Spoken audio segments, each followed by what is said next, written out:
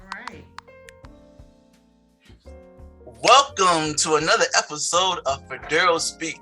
This is a very, very special episode where I have some very special guests where we will be having a discussion between the Black man and the Black woman. I've collected a series of questions from Black men in my network of men, and they have some questions that they want to ask their Black female counterparts. So this is an opportunity for us to hear what's on the mind, hearts, and the spirits of the Black woman. And as we know that these ladies don't represent all Black women, but I believe that their experiences speak to a larger experience that Black women may be able to relate to on a whole, speaking specifically as Black Americans living in this time period of a variety of different generations that I believe have some significant similarities as well as differences that we can all learn from,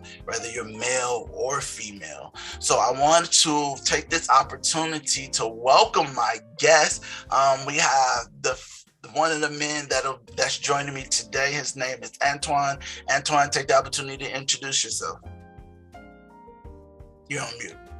Hello, everybody. My name is Antoine Johnson. I've been doing Federo since the college that we went to.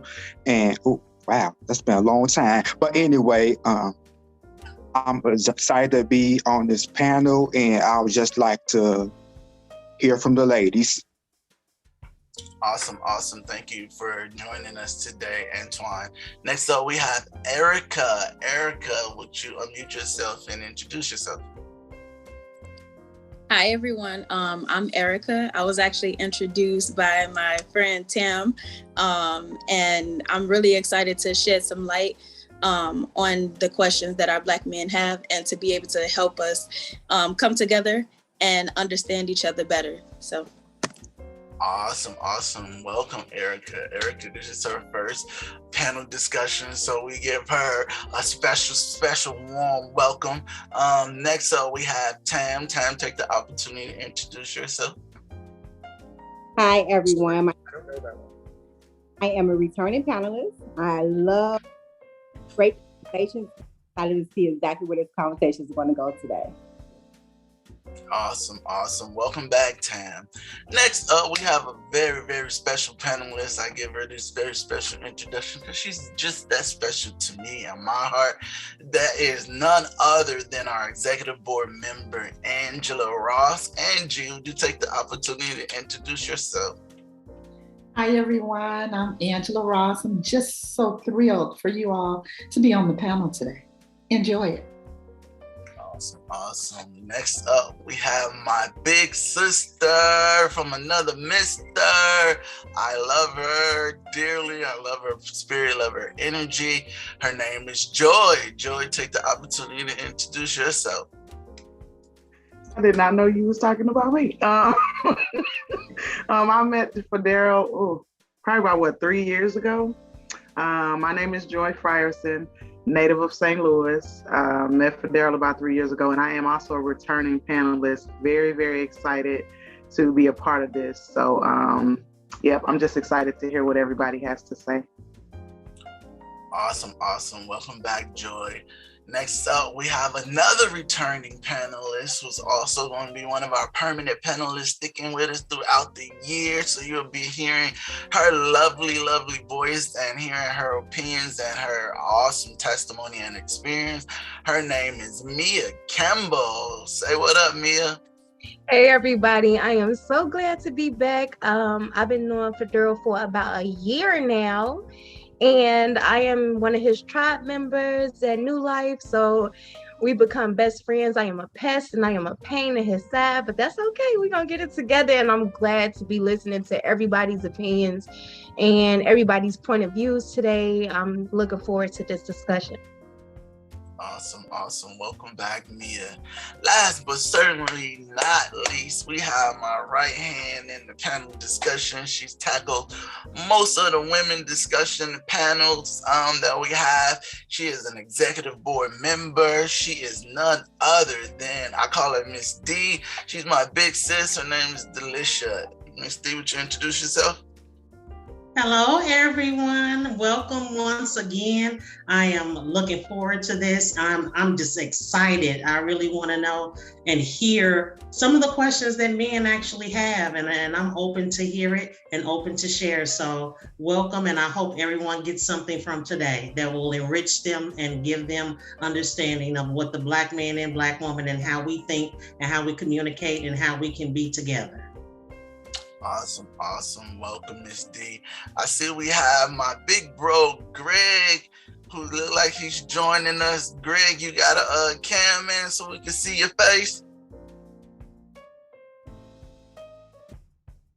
Maybe he's still getting it together. Okay, I'm gonna let him get it together. But without further ado, you guys know me. My name is Fidel. I'm the host of this show called Fidel Speaks. Man, listen, I'm really looking forward to this conversation. So I want to dig right into our first question. So here's the way it's gonna work. We have a series of questions that I've collected from a variety of different men. I'm just gonna shoot them off. They're not in any particular order.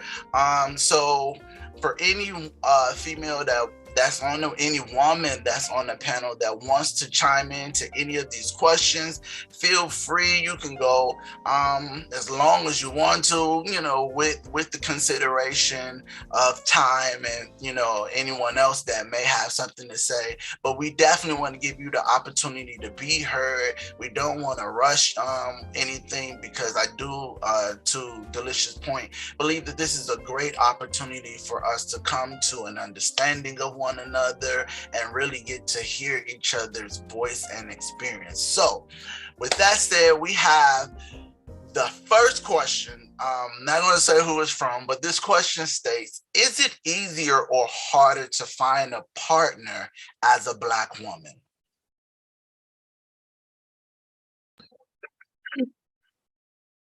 Go ahead, man. I think that it's become difficult because there are so many stigmas that we have as Black women. We're too tough, we're too strong, we're too independent. And, I think that Black women have been depicted and characterized in a negative light so much that men tend to shy away from us, and they look towards, especially our own Black men, they look for different races and thinking that they're going to get a more subtler woman or a softer woman. And that's not necessarily true. And I think that by us being depicted in such a negative light, that men don't take us as serious as partners as they should.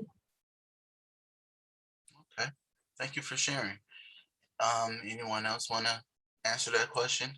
Is it easier or harder than your other racial counterparts in today's society to find a partner as a Black woman?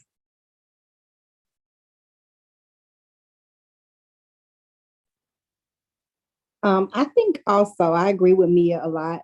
I think it is harder. I think so, due to the fact that Black women have a different path of healing that we experience in order to fully understand and commit, in a sense, to our Black men, who tend to also have their own, healing issues and things like that. So when we come into a relationship, we have certain types of needs that we determine need to be met in order to commit, in order to be in a relationship with a Black man. I think that it is harder because it's a stigma that goes a little bit farther than just the eyes can see. It's an internal thing that stops reversion. I really do think that it is hard to.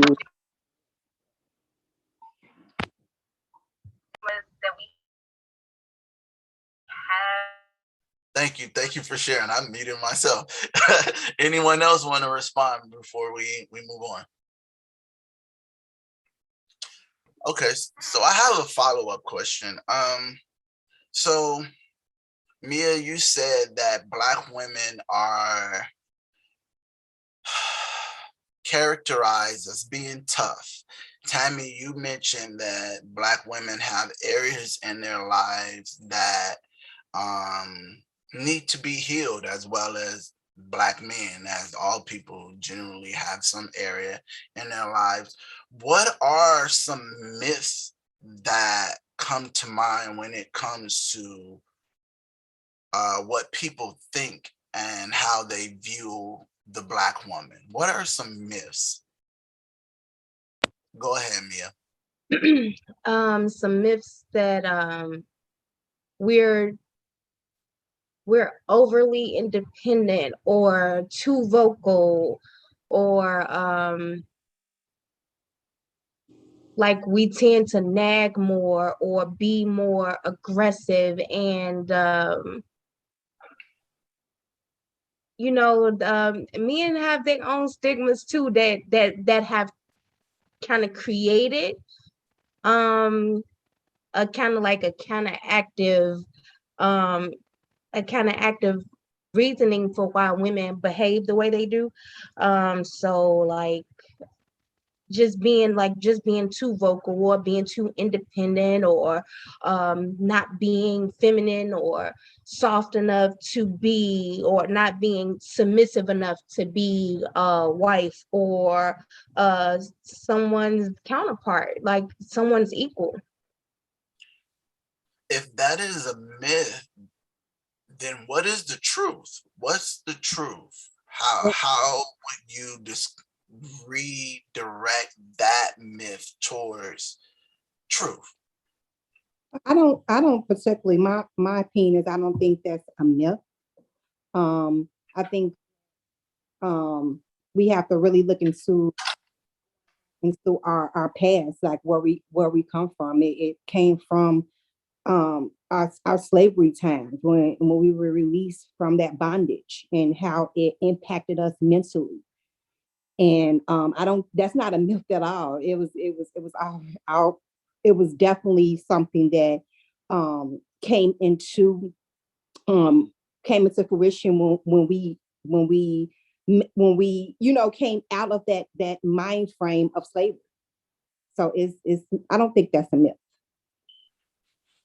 So it sounds like the question, the way that I hear it vocalized in our community, is that of the angry Black woman. And Tamara, to your opinion, would you say that, are you stating that you don't feel that that is a myth? And is there anyone that feels like it is a myth, that there isn't a certain caricature within our society that fits the mold of the angry Black woman? So,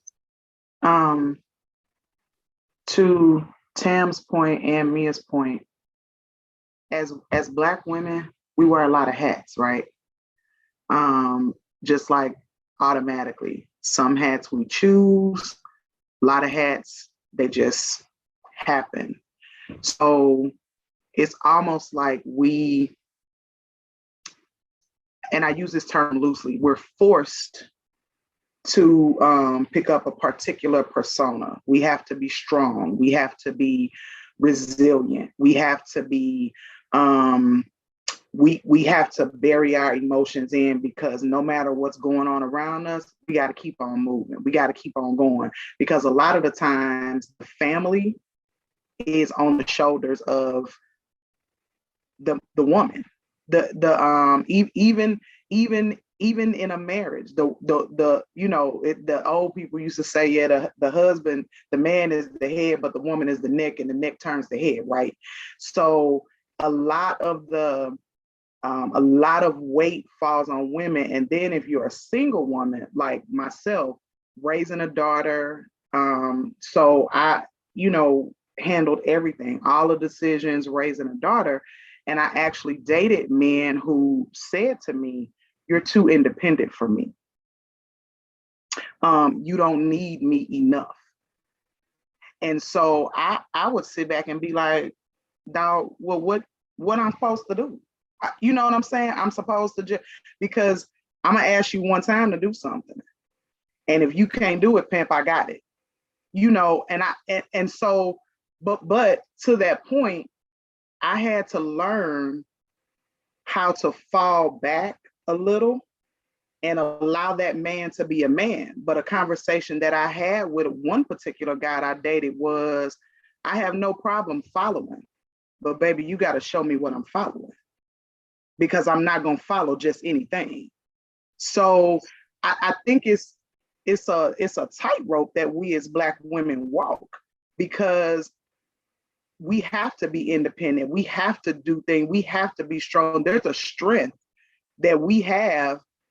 We just got it. It's because we have to. And I don't think people understand that. Black men, white women, white men, I don't think a lot of people understand that we have a strength, but sometimes the strength that we have, it's not because we want it. We don't have a choice. And so I think that's where a lot of people, the angry Black woman, she's too vocal, she's too independent, she's aggressive. And there are some of us who can take that too far. You know, when I was in my 20s and stuff, I was one of them. But I think that people, some of our Black men, a lot of times don't take the time to really see us deeper than what is on the outside. And I think Tam said it, and forgive me if I'm saying this wrong, that or maybe it was Mia, that sometimes what's on the outside is coming from our past. You did say not necessarily slavery, I'm not discounting that, but some of us, you know, just like our childhood or what we had to do and had to deal with in our own family dynamic growing up as a woman. So I think a lot of that comes into play, and a lot of times men don't take the time to really talk to us and try to get to what's deeper than what's on the outside. And on the flip side, we as women, we need to communicate, because they can't read our mind. You know, it's a lot of women who say, well, a man is supposed to know. Not if you don't tell him. They can't always read our minds. So again, I think it's a tightrope we walk, and I think it's we got to balance our how we present ourselves so that a man can feel like he wants to talk and get and know us deeper, and then how we receive those conversations, if that makes sense. Ooh, yes, that was good stuff, Joy. I want to chomp at that a little bit, but I know Mia has her hand raised, and I also want to hear from Erica, who looks like she has some thoughtful she wants to say. Go ahead, Mia. Quickly. So like exactly like how Joy said, and even Tamara, like, of course, women wear multiple hats. We have been bred to wear multiple hats. That's just who we are naturally. And naturally as women, we are caregivers, we are nurturers, and that's how we're supposed to be. But if you're conditioned, like your upbringing, like me, I grew up in a house with just my mother and 3 boys. So I had the responsibility of making sure that my brothers did homework, took baths, made dinner, cleaning up. My mama worked, you know, making sure everybody made it to and from school. So making bottles, changing Pampers, and like other things that occurred throughout my life made me mature faster and made me be more responsible. So yes, and I ventured out on my own early, worked during high school and everything. So of course, naturally, I'm independent. I'm strong. I can handle whatever it is that I need to take care of. But when I met my fiance, well, my husband now, he looked at me when we first started dating. He looked at me and he said, though you are independent, though you can care for yourself, I know you are the woman for me because XYZ. You know, I'm like, because the way you carry yourself, whatever. And then once he showed me that I could trust him and that I can allow him to be a man and I can allow him to lead, I let him lead.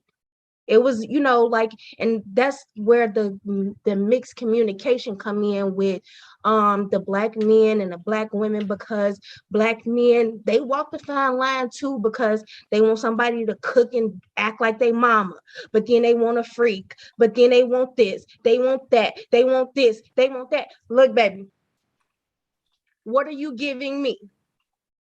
You want me to wear all of these other hats, but what are you giving me?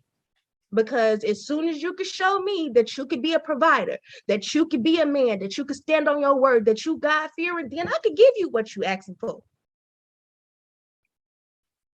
Whoop, whoop. Fellas. Y'all heard him. And I don't think she's alone in that perspective. Erica. Mia hit it right on the head. What I wanted to say was, another myth that is told about Black women is that we expect so much from a man and we don't have anything to bring to the table, which is not true. We have so many things and characteristics to bring to the table. It's just that sometimes when it's displayed and be dependent on the person that you're dealing with, they may feel like they can't handle those strengths. And so they tear us down. So because we're strong and we're independent and that we can make our own money and we have a car, we have a house and all those kind of things, we have the physical things that we want and we aspired and we worked our ass off to get. They may try to downplay us as if they do try to downplay us as if like, oh, you already have this, so you don't need me. So let me go be with another race woman who needs me. She, and at the end of the day, it's like we are ourselves up front. And other women, I will say, other women in other races, they do come off as I don't really even want to say submissive, because Black women are submissive. We are submissive, and I just want that myth to be cleared, because we are submissive. But as been stated before, you have to show us what we're being submissive to. We can't just follow anything, because we don't have the luxury of just being a teenager or a young woman just growing up and just experiencing life and maybe, okay, we made a mistake and we could just move on from it. No, every decision that we make in our lives is, you got to make sure it's the best decision for you, because at the end of the day, somebody else we don't have the luxury to just go out here and even going to like credit and things like that. We don't have the luxury of that. Like, we are already depicted it when we walk into a place, like, oh, you're going to be angry, or this face or that. And it also depends on our age as well. Like, people look at us like, oh, if you're young, then she's going to have an attitude and ain't going to speak and stuff like that. And that's not even true. It's just that people truly don't get to know a Black woman. And when you get to know a Black woman, it's to love a Black woman, because we are everything that everybody wants to be. So, and I just want our Black men to know that we are here to love on them. I don't want anybody else besides my Black man, and that's my husband, And just as what Mia said, as long as you can show me that I can depend, that I can put my trust and my faith in you, you will already have all of me. Black women don't come into it just like, oh, I just don't want to be a good girlfriend to him. I don't want to be this. No, we come in like, I want to be able to give him me. I want to be able to show him all of this, but I got to make sure that this is the right person who's going to take care of my heart. If you're not going to take care of my heart and my spirit and guide me down the right direction, you're not going to get the right person that you're looking for. You're going to get that other person that Tam is talking about, where we bringing in our struggles, because now at this point, It's fight or flight for Black women. So if you bringing up if you're bringing, like traumatic, you never know what a trigger point is for someone.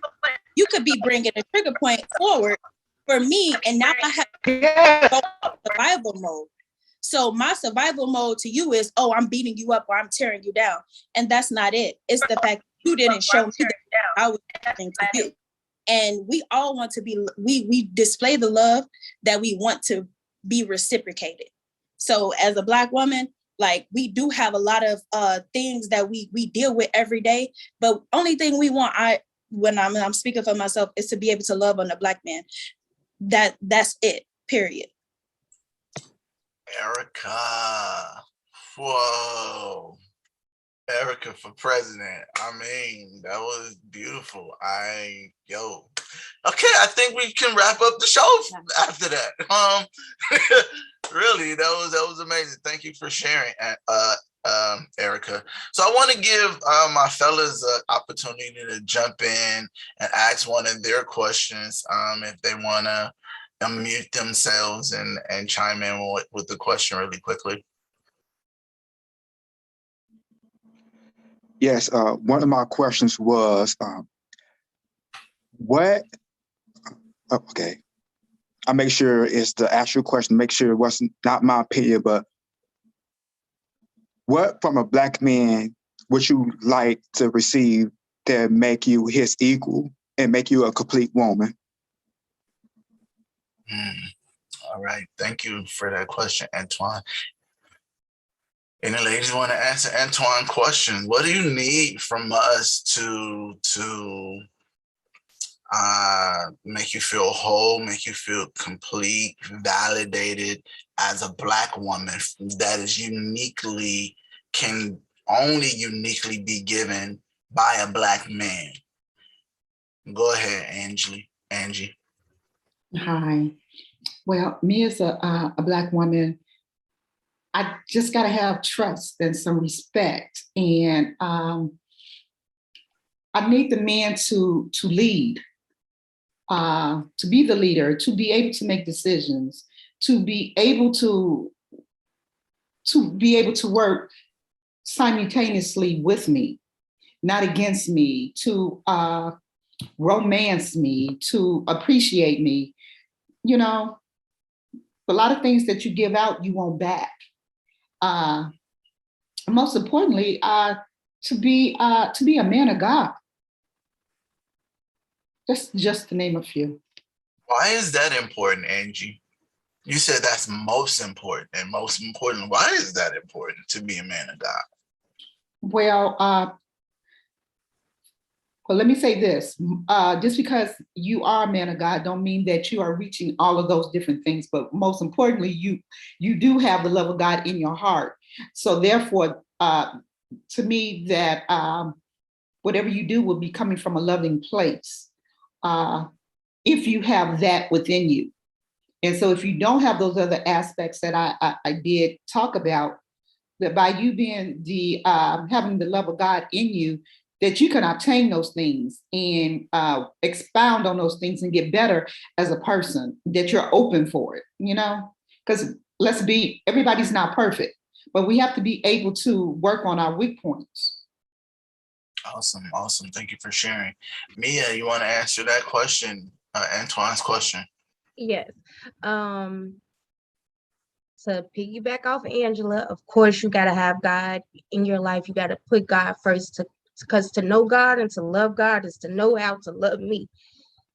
Point blank, period. And also for a Black man, just the way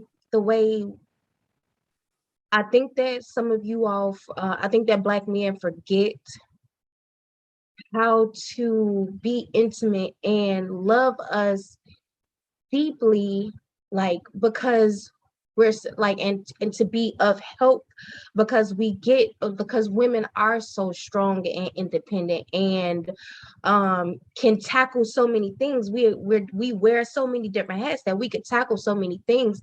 And I think that Black men forget that just because we're that strong, that we don't need that vulnerability, that we don't need the intimacy and the care that we give out and we dish out and we provide. We need the same exact thing that we dish out and we give. So, and vice versa for men too. For women, we have to also to not forget that when a man goes out into the world, nobody cares about that Black man when he goes out into the world. Only time that he is cared for is when he is at home. That's the only time he gets peace. That's the only time he gets protection. And I think that both Black women and Black men have to recognize that, and it's important because when we step out into the world and we give all of ourselves to the world, to be at home with your partner is to recharge and to regroup and to feel safe and to feel comfortable and be able to be vulnerable and to be with a partner that understands exactly what it is that you felt out in the world. Whether you are in the corporate world, whether you are blue collared, whether you are whatever it is that you do, when you walk out into the world, you face different morals that other people don't face. And so like the only person that can understand you is a person that looks like you, the person that recognizes your struggles. So you have to be considerate of one another when dealing with one another. Never forget that, you need that vulnerability, that comfort, that safe space. Awesome. Thank you for sharing that, Yeah. Tam. Oh, sorry, go ahead. No, you can go and I'll go right after you. I was just gonna say understanding as well. Just to be understanding. It just goes back to what I was saying before, just kind of, but it goes both ways. And then to Mia's point, about men looking at us as, being strong and always, being strong and independent. That's that outside shell, right? Because we're fragile. I speak for me. People look at me and be like, oh, she's vocal and she's strong but I'm fragile. And so my prayer is for my husband to love God more than he loves me. Because if he loves God more than he loves me, everything that he does concerning me is going to be through the eyes of God. And so that's my consistent prayer. God, let my husband love you more than he loves me. Let him love you more than he loves me. Just, because I'm just a person, but God is the one that I need for him to be sold out to. And then, we are strong, but we fragile too. We're fragile. And I don't think a lot of people see that because of, as we've all said, of the many hats we have to wear and of the strength that we have to carry and of, of being independent all of the time for everything. But we fragile. We just little girls on the inside and we just want to be hugged. Thank you for sharing that, Joy. Tamara, you want to add something to that? I definitely did. Just like the lady stated, the love of God is the most important thing. Therefore, his integrity and his moral reason will be in line and his decisions will be matched with that. So that's very important. But one thing I did want to add is that I find that my needs change. So I can want something from my partner this year, and then 5 years later, that need, that want, that desire to say, okay, these were the stipulations that I had for myself for you. Those things continue to change as we continue to grow in our relationship and as my partner, as myself. So I find myself trying to minimize that perception of telling my partner, this is what I particularly need for you at the time, because I've definitely found that those first set of stipulations that I gave my partner 5 years is not what I need now. So because of that, I have lowered my needs. I have lowered that need, the guidelines of this is what you have to be to me. As long as, again, like the lady said, you love God and your decisions are moral and you're ethical, and we can pace through life in those ways, I think that it's going to come together. So that's what I wanted to add to this conversation. Fellas, I hope the fellas are listening. This kind of reminds me of something we talked about on our discussion about religion and how important it is to put God first in our relationships, and how that relationship with God helps us to get ourselves together so that we can relate to the rest of the world in his manner, and to Tamara's point, in alignment with the path of love and morality and so forth. So, fellas, I hope you're listening. That's a very key point. In order to love your woman, you have to learn to love God and love yourself first. So yeah, good stuff. I have another question, and I've heard it alluded to, but I kind of want to pull it out. Do you believe that there's such thing as a woman's place? Ooh, ooh, ooh, ooh, because we got men out here that will tell you to stay in your place. And there are men who don't believe that Black women in particularly knows how to stay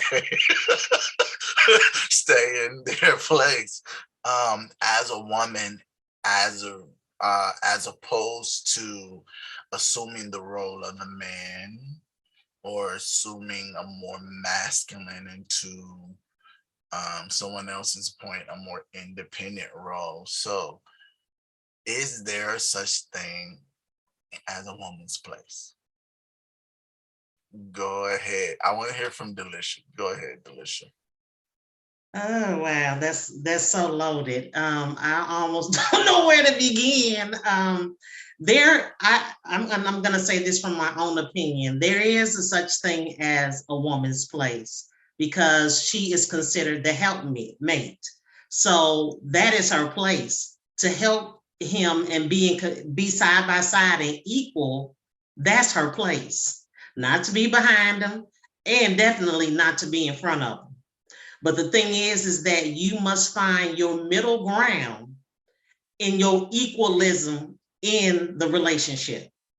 And even in our environment as a Black woman to the Black man, because we have brothers, we have cousins, we have fathers, we have men in all different capacities that are to us. So we can find it easily and easier with our family and our extended family. But when it comes time to that partner, specifically your boyfriend, your partner or your husband, we're helpmeets.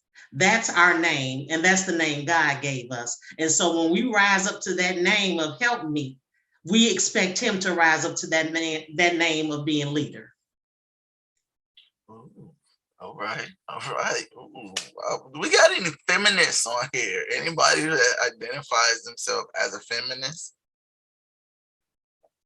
Okay. So I leave the question out there. I want to know, is there such thing as a woman place? Can I tell a woman to find her place, to find her lane in our relationship? Mia, then Tam, then Erica. Look, like Delisha just said, a woman does have a place, but I am your equal. I am your partner. I am your helper. I am to see things that you don't see. I am to bring things to your attention that you may not recognize. I am. You muted, Mia. I'm sorry. I'm here to assist. I'm here to aid. But it's never a place where I'm going to be belittled, or you feel that I'm less than. Because regardless of if you are a 6-figure plus man, it's something that I'm adding value to in your life. Because if you made me your wife or you made me your partner, you saw something in me that made me your equal. So whether it's taking care of children, whether it's being a housekeeper, whether it's being your nutritionist, whether it's being your doctor, whether it's being your stylist, your publicist, your whatever. Even if I'm just a person, even if I'm just a praying woman and I'm praying over your life every night and remembering to talk to God when you don't, it's something in me that you saw to make me your equal. So yes, that's my place. I know my place. I have a place, but it's not belief. It's not beneath, behind, or whatever. It's by your side. All right, thank you. And the doors of the church are open.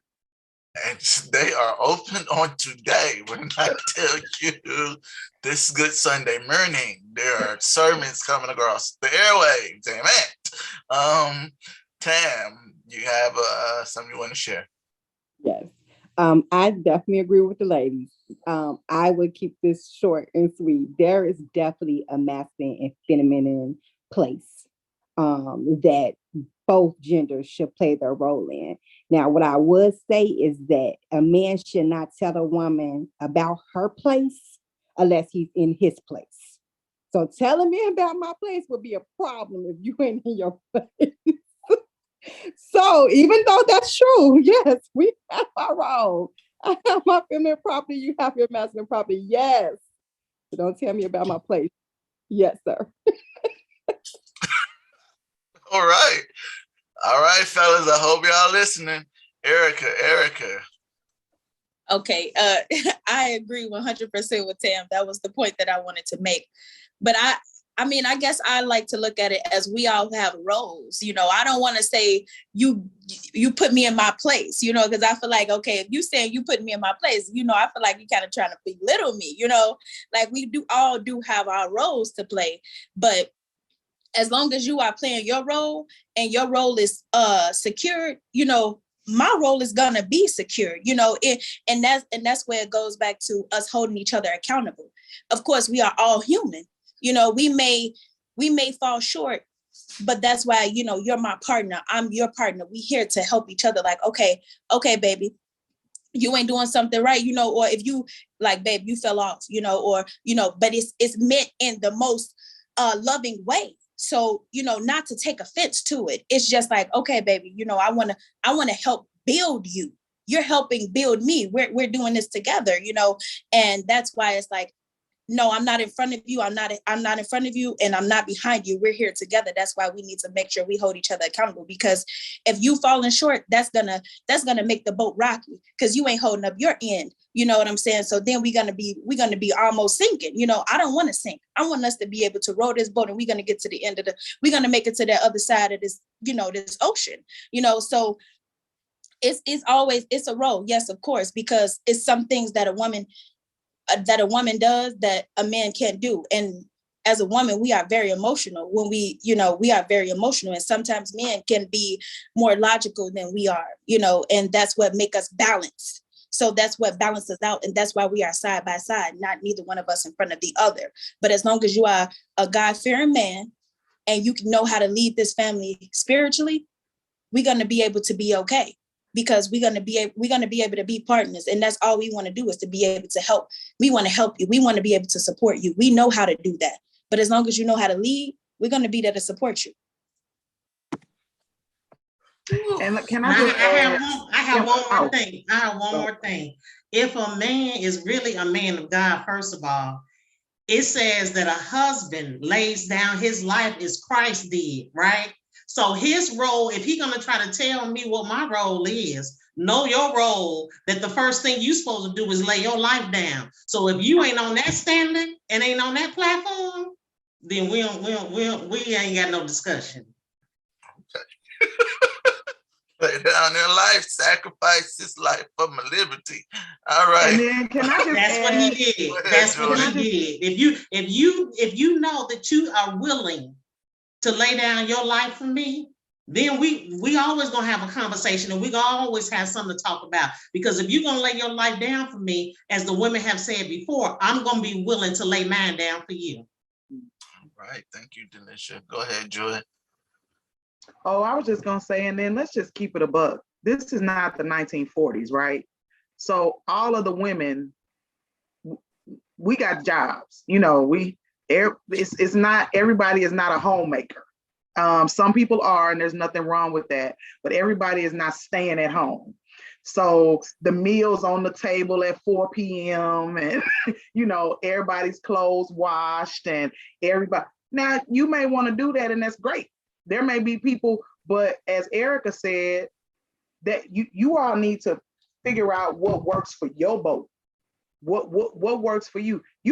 I may meet a husband who he may love to cook. So go ahead, brother, handle your business in the kitchen. You know, I like to cut grass. That's just something I grew up doing. So the whole roles, you know what I'm saying? It's not like it was way back then. But again, you may have your dynamic may be that. This woman, you cook, you clean, you wash, you take care of the kids, the man do all that stuff, but you got to figure out what works for your boat. And whatever, like Erica said, if you figure out what works for your boat, and you need to hold up your end of the boat so we don't sink. Period. Good stuff. Thank you, Joy. All right. I want to hear from my big bro, Greg. Over there, he's been silent, over there listening attentively to all these beautiful Black women. This is the Black man on the mic. He's about to take the mic. He got some questions he want to ask. Big bro, what's your question you want to ask our Black women?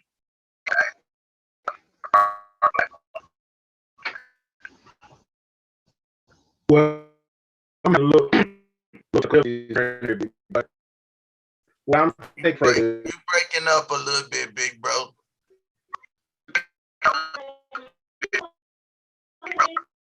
Yeah, I want to hear so I'll be back momentarily. Okay, look, big bro, you breaking up a little bit. I'm gonna mute you. If you could do me a favor, Miss D, if y'all could like switch cameras, that would be dope. I definitely want to. Yeah, I'm gonna have him. I'm just gonna have him come in here and sit with me because okay, cool. That works. Okay, that works. All right, we're gonna get Big Bro to come and ask one of his questions. So I have another question I want to ask the ladies. Ladies, now for the fellas who, I know we've been talking a lot about relationship with Black men, and I'm gonna stay there for a little bit longer. For the fellas, other than being God-fearing, can you give us some concrete qualities that either you feel are absent, you feel are critical, crucial to being a partner and a helpmate to you as a Black woman? What are some very specific things that you can tell us Black men, okay, bro, if you work on this, or if more Black men were attentive to this, this will help in our ability to relate. And even it's not so much even as to Joy's point, it's not so much even as dating per se, but even as brothers, even as uncles and nephews and so forth. How can we show up better as Black men for Black women in this particular time in history? Go for it, Mia. I would say, because I've done this, I've had this conversation with my brothers. I've had it with my spouse. Not to be so judgmental and to actually listen and come into a conversation with any age woman and recognize that it's always a lesson there, whether you can give the lesson or she can. And if you can redirect a young woman or any woman, if you could redirect them and have them change their thought process on certain situations, then it would counterbalance a lot of things that women do. Because for example, when the whole situation happened with my grandmother's husband, my brother said that was far-fetched. And I was looking at him like, excuse me, like a situation where an older man with money feels that he can grease the hog and entice a young girl with money. You don't think that and influence her to sleep with him? Like, you think that's far-fetched? No, that's not a far-fetched idea. That happens often. You know what I'm saying? And like, when women are quote unquote, like young women are quote unquote fast, you don't ever take that young lady to the side and tell her, look, you want to protect her virtue. You say, no, let me sleep with her too. So you have to address when you're having the dialogue when you're having a dialogue with young women, be understanding and be clear on what it is that you're trying to convey to your young Black women, your older Black women, your mother, your sister, your aunt, your cousin, what it is that you're trying to, what tone you're trying to set, because you're going to have a daughter one day. 9 times out of 10, you're going to want a wife one day. And your wife is going to have been, your wife and your daughter is going to go through some of the same things that you judged the young lady for. So be correct when you come into these situations with women and you want to be judgmental instead of redirecting or correcting what it is that you could probably fix. That stopped her from making more mistakes than what she would have made.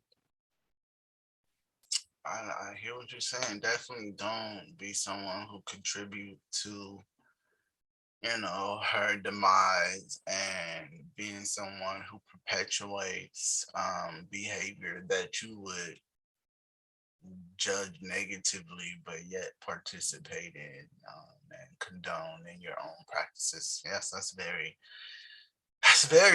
very true, fellas. I hope you're listening. Yeah, don't call her a hoe and make her feel bad, but you one of the ones that's sleeping with her, yeah, that's real. And anyone else have any tips that you can offer Black men in regards to how we can show up as partners, as a better support system for you as Black women within this society, where we all acknowledge that as Black people, we have some very unique challenges. How can we alleviate the challenges within our relationship with one another? Anyone else? All right, well, I have a suggestion. Therapy. Yes, let's talk about it real quickly. I know I said I wasn't going to say much because I am one of the Black men and I want to hear from you guys, but what it sounds like I'm hearing from a lot of the women is that many of them did some self-introspective looking to find self, to come to an understanding of self and their own needs, and even recognizing that there are hurts and pains and hurdles that exist within their lives and that their characters that Black men need to be sensitive to and aware of. And I think that self-realization is brought about by therapy. I think you can definitely find a way to empathize with your counter gender when you learn more about your own pains and your own hurts, because it makes it easier for you to say, oh yeah, You hurt like I hurt, just in a different area. Oh, you hurt when I say this, like I hurt when you say that. I hurt when you don't acknowledge my manhood, like you hurt when I don't acknowledge your womanhood. I hurt when you're not acknowledging my path, the little boy within me. Like when I don't acknowledge the little girl within you. And learning to de-arm and unarm yourself is critical. And I believe that Black people in general can learn as it related to one another to come to the table unarmed, and allow compassion and empathy to be the weapons you use. You piss me off, I'm going to empathize with you harder. I'm going to be more compassionate to where that anger may be coming from, not lashing out, and then thereby perpetuating the role of the angry Black woman. And then for fellas, our role as the angry Black man. It begins in the house. It begins with self. And when I say the house, this is your number one address. This is where you live. You take this house wherever you go, even when you leave the house. It starts with self. So that's just my little 1-2 spiel. But I do want to give my brother Greg an opportunity to ask some questions, or ask a question for the women on the panel. Welcome, Greg. Hey, sorry for earlier. Well, listening to the ladies, that the little bit that I did hear, I had to agree with just about everybody, including my wife. In relationships, everybody shares an equal part. There's no one greater than the other. First, God is always important in the relationship. He's the head, we follow, and we work together. So that's pretty much all I can really say is equal partners always going to make a good relationship. Respect and love all comes into that. So saying anything like, well, I'm the man, sometimes being the man ain't always right. Sometimes you need to sit back and listen to your wife, listen to your girl. I mean, I'm not saying that because my wife's sitting next to me. I'm just being true, because this is what I asked God for. And this is what I got. So that's all I can say. Amen to that. Amen to that. I hope you're listening. And I think Greg raises a very good point that I know that I've heard as an idea perpetuated amongst Black men, if not just men in general. And that's the idea of being the leader, being the man, and having somewhat of what would be perceived as an advantage in a relationship, because you have the penis and she don't, and you're stronger, and you in many cases may be the breadwinner or the provider and so forth. But I think what I'm hearing a lot of the Black women say is that they prefer a partner, prefer an equal, to prefer to be viewed as equal, to prefer to be valued as equal, not a 60-40, not a 70-30, not an 80-20, a 50-50, or more so a 100-100. You show up as 100% of yourself, giving 100% of yourself, and I show up giving all of the best of me. And if we both show up giving the best of ourselves, then more than likely that persistence to be better, when you show up as a man, you will want to show up in your relationship and be better there as well, because it's important as a man that you keep your woman happy. You don't want, and even and I know we're talking more so as it relates to dating, but these things also translate as it relates to a man's relationship, even with his mom. You know, we don't want to piss our mom off. We don't want to go around doing things to disappoint our mom, our sister, our aunts, our grandmothers, and so forth. So it's critical that we realize the value of the role that they play in our lives, as well as recognizing how we can support them in the role that they play in our lives as well. So I have some more questions. You ladies are doing amazing. If I could just throw that out there. So here's the question. I've heard this phrase, this term used, and it's called the Pygmy culture, where we're finding, it looks like Mia may know what that means. Well, we're finding that some women have chosen to go to extremes, or what may be perceived as extremes, to get a man, to keep a man, to take your man, to take yours. And the idea is to always be someone that a man will pick, to always keep your hair done, always be twerking on the gram, always be going after a man's attention. I want to ask this question. How do you feel the Pygmy culture is affecting Black women's self-esteem? Go ahead, Mia. It affects our self-esteem in so many different ways, to be honest, because I even have my moments where I catch myself, because like, you know, like you especially if you are a social media person, if you have social media and you're on it every day, you can literally brainwash yourself into thinking that I need to look like this girl, or I need to look like that girl.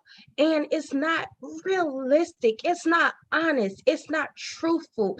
It's no transparency. It's all fantasized and heightened, and it's just ridiculous to me, because because those exact women, like, I'm not going to say all, but majority of those women that do the long hair, the weaves, the makeup, the eyelashes, the twerking, they get the bodies done, you don't understand that you're fetishizing yourself for not only Black men, but other culture of men too.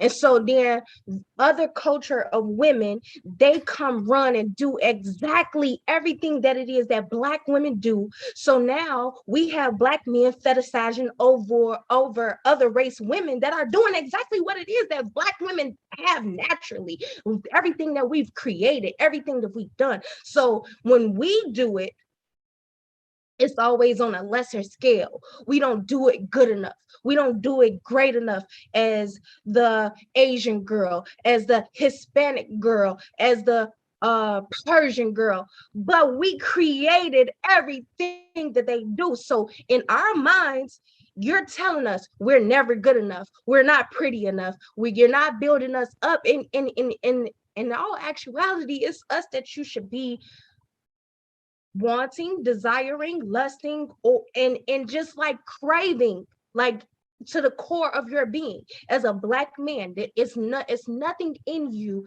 that says, oh, I should want something else. I want something exotic. When Black women are the most exotic women you ever meet in your life. You can stand in a room with 20 different women and they not gonna look alike. They're not gonna be built the same. Their hair gonna be different. Their eye colors are gonna be different. Their lip sizes, their nose sizes, their cheeks, their cheekbones, the curves of their body. Everybody is going to be different.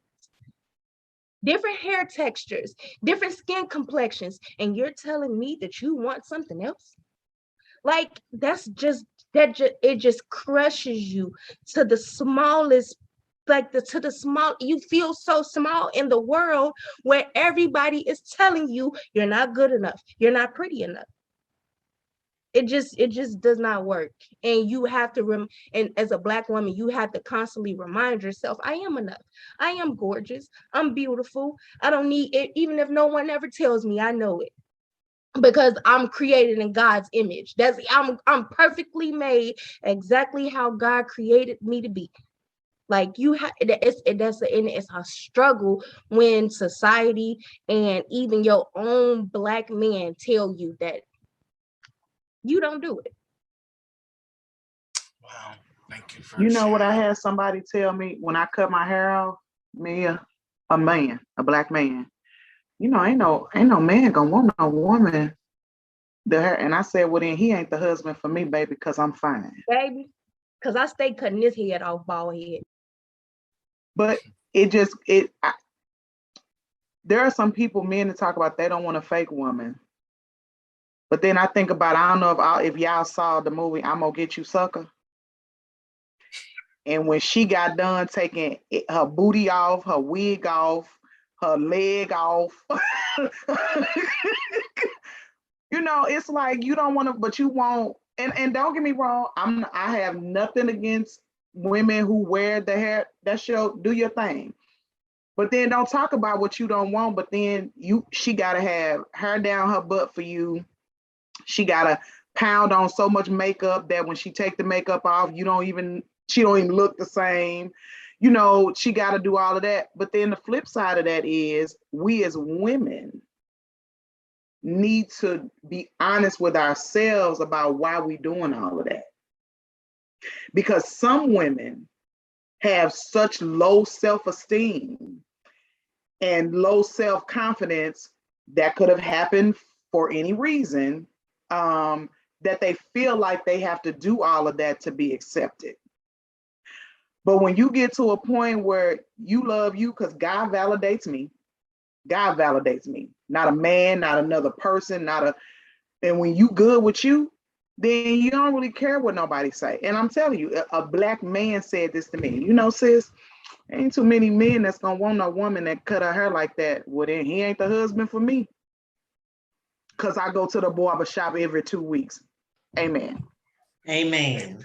Go ahead, Erica. Thank you for sharing, Joy. Okay. I just want to say, like, yeah, social media and the fact that like we had to blend in to make ourselves likable. And that goes back to way, way back when we had to change our hair texture and wear weaves and stuff like that so that we could be able to get jobs, so that we could be able to provide for our families and things like that.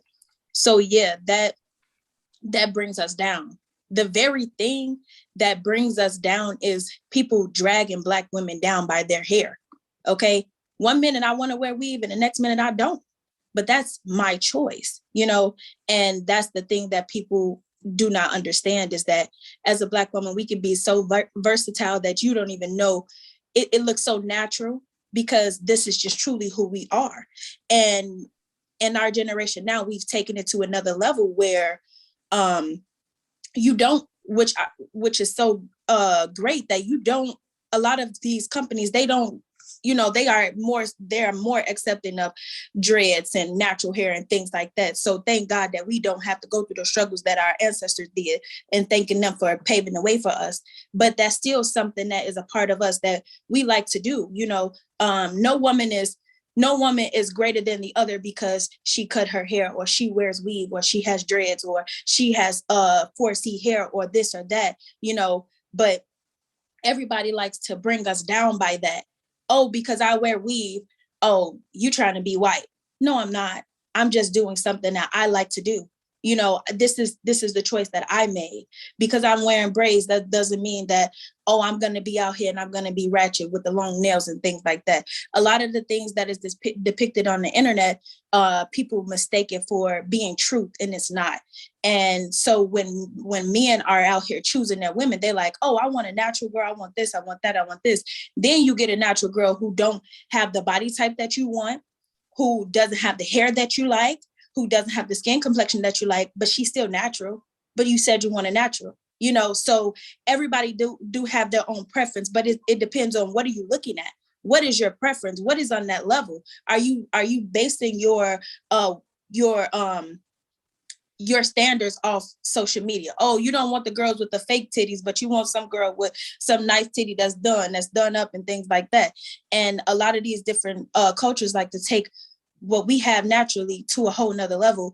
And now it seems as though we're trying to compete with them, but we're competing with ourselves because it's our culture. This is something that we have been doing since the beginning of time, and we made it ours. So everybody tries to down us for making it ours, or even wearing an afro. You may hear like people, you can go outside with your hair, and I've heard this plenty of times. I got my real hair, and they like, what's going on with your head? Nothing, my hair. That's what's going on with my head. I love my hair. I love myself, that I can wear my natural hair this day and the next day I could wear, weave. But that doesn't take away the person that I am on the inside. And we all have feelings. And a lot of people they do just drag us down by hair, because they know that Black women, we come out slaying, baby. We come out swinging with our hair, okay? We're going to make sure our hair is done up, We're not going nowhere until our hair is done. Even if it is our natural hair, we're going to make sure we looking good. We looking our best. And that's what a Black woman loves to do. She loves to look her best. We are fashion. We are beauty. We are all of these things. And of course, some people take it to the next level when they're caking up all this makeup and things like that. And that's because they're trying to fix what's on the outside, but not realizing that it comes from the inside out. As long as you're loving yourself, you're gonna find ways to truly love your exterior. So dragging us down by our head, that has to stop, because we can do it all. Don't talk about a Black woman and her hair. Listen, don't touch her hair. Don't talk about it. It's sacred. It's sacred. Go ahead, Tam. That the statement "Pygmy," it triggered something in me. Of course, I find that we are always in competition. Women are always in competition with each other. But when you said "Pygmy," it took me back a little bit in my past, because I was in a relationship with a man that I came into the relationship knowing of a past relationship. And I did so many things to prove myself to be picked, to be the one that he saw fit. And I was chosen. But once I was chosen, I was chosen by pick me. You chose me, and then I lost. So that word "pick me," it was a trigger to say, that's not good.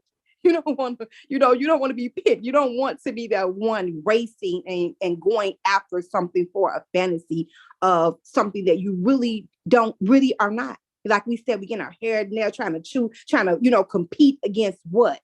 When the ultimate prize is something we really don't even need in our life. So that's just right there, that "pick me" thing. Before we move on, anyone want to say anything about the Pygmy culture? It is definitely permeating our social media, our society, where it can make it harder for a woman who isn't out there doing twerk videos and doing all of these other things, but has an honest job, is taking care of her business and doing all of the things that would make her a good partner, a good helpmate, but she would sometimes be the last to get picked because the makeup's not caked on. She may not be endowed in the bosom, or there may be some other things such as skin complexion that gets or used as a mark against her. And I do want to talk about colorism and that within our culture as well, but I want to give Antwan an opportunity to ask another one of his questions. Yes, before I ask the question to Joy, Me being a man who prefers long hair, I would tell you this. I prefer to have a woman with long hair so I can have something to play with. For there, we might have to edit this, maybe. But also, if you cut your hair, like I would not mind a woman feeling on my head, I would not mind feeling on your head. So any man that downgrade any woman that cut her hair, forget you, forgot you, the book man shot you. But now going to my question, ladies. We see that it's a lot of things going on in the world that I'll admit that it's the man's fault that whole lot of killings or what have you. The community need men to stand up. What, as Black women, that you think you need to do to step up as a woman to show the example or help a man step up to be a man in his community? All right, so we're bringing it to community. I like that because that is definitely a critical point as it relates to us organizing for the future, us partnering at taking back our family, our neighborhoods, in some of these institutions. What, to Antoine's question, what can we do as Black men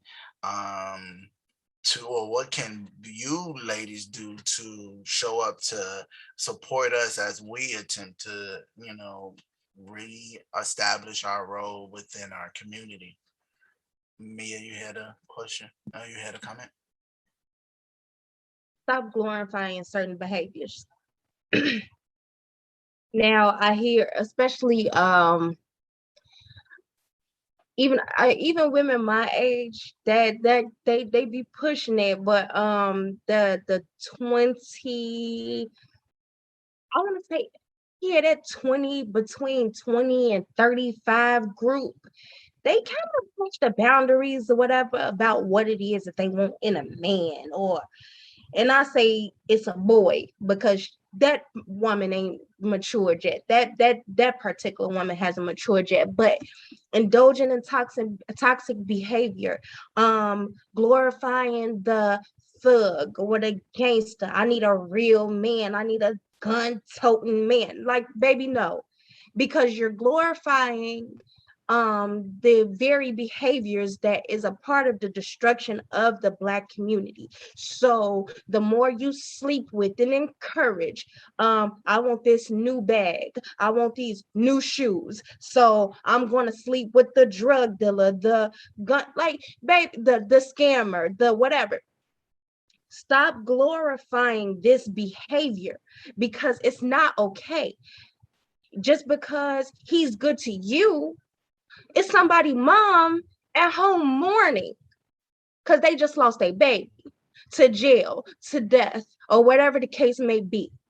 So all of the young women, or even some of the older women that have become like just brainwashed by this idea of, oh, I want to be like the people on TV and the people in the music videos. Baby, that's not real life. You cannot be out here encouraging a man to throw his life away because you want a bag or you like toxic relationships. You like when a man choke you up and slap you up and pull a gun on you and all of that stuff. And these are conversations that I've heard young women say out of their own mouths. This is what they like. And and when you're like my generation, like 35 and up, when you start thinking about that, and it gets kind of scary because you be like, okay, the future is going to be up to you. Because if the future is going to be up to you, then we're not going to get no progression. We're not going to see our communities come together. We're not going to get the Black man back in the house. We're not going to get the Black man as a father. We're not going to get a Black man as a husband. We're not going to get a Black man as a good son, as a good dad, as a good brother, as a good uncle, because you're encouraging him to do things that are not in the ways of God, in the walk of God, just so you can be able to say to your young friends or say to your girlfriends, like, oh girl, he took me to this place, or he bought me this outfit, we went to Gucci. Like, it's such a bigger picture beyond materialistic things, and it's just beyond me that people actually have these thought processes. Yes, that's a good point. Because I definitely know some women, and I want to ask this question because one of the brothers posed this question about good guys, but I definitely know that there is an infatuation for the bad boy within our community. And usually the bad boy isn't the one hoping to build the community.